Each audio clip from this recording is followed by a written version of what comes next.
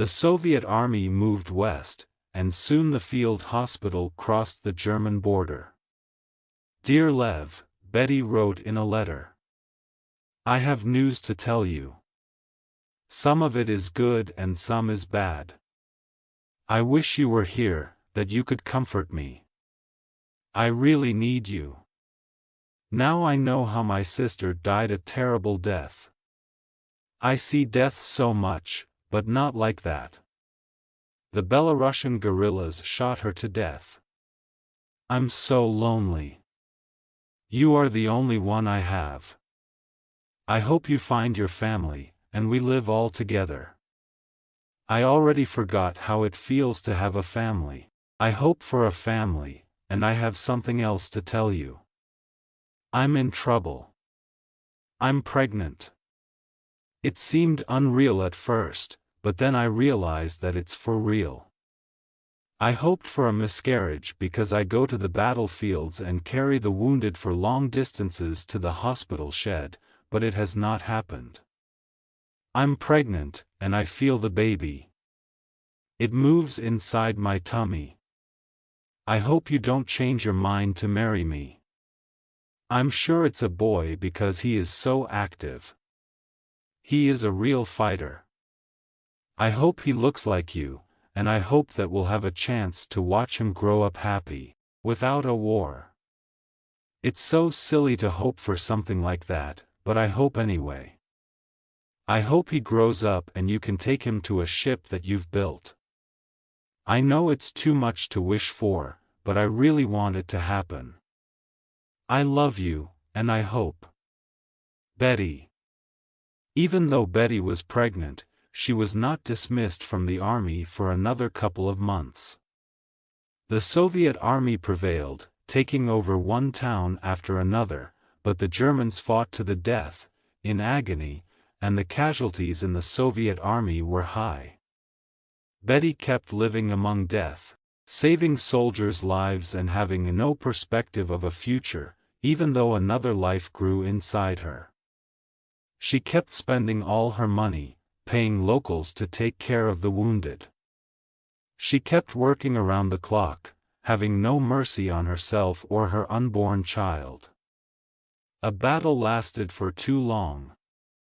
It was already a long time since anybody brought in new wounded, even though the sound of the battle didn't fade away. There were no soldiers to do this. The surviving soldiers defeated the Germans, and Betty knew that there was a lot of wounded lying on the battlefield, waiting for help. She ran to the field to do the job. Cries for help sounded everywhere. She bent down near the first soldier she found and checked his wounds. He won't survive, she thought. I'll be back, she lied, giving him hope, and ran to another one. This one bled badly. The lower part of his leg had been ripped off, but otherwise, he was in a normal condition. Betty instinctively kept her head down. The explosions were around and above her. She removed his belt from around his waist as he roared in pain. Her hands moved fast. She fastened the belt tight around the remaining part of the leg to stop the bleeding as he groaned again.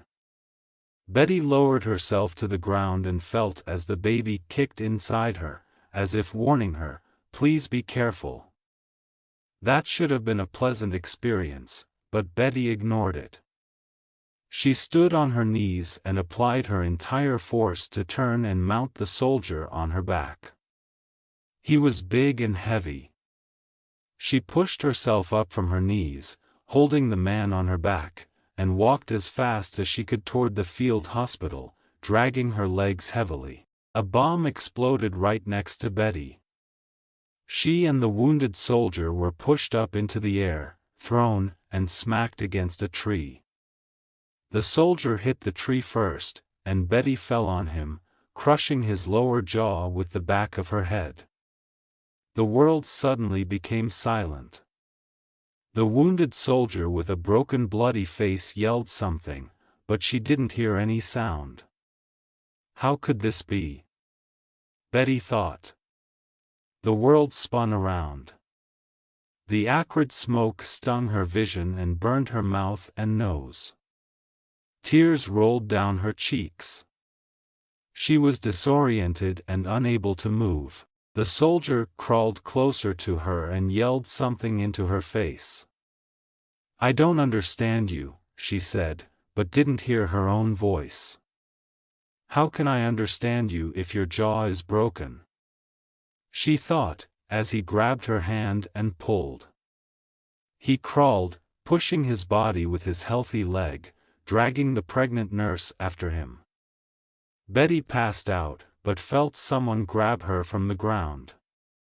It was Lev. She saw him. He smiled at her, and she could read his lips, "My dear talisman. I will love you always." But she couldn't hear. Lev carried her in his arms, as Betty saw her mother and father. Ada bent down, talking to her. "Your baby survived. Betty. Do you hear me? Talk to me, Betty. Blink your eyes, if you hear me. Your baby survived. Show me that you understand. Betty. Wake up. Betty." Ada disappeared. "No. Ada. Come back. Ada." Betty called, and heard her voice. "Doctor, she is awake." The doctor lowered his head. "Hey. Do you hear me?"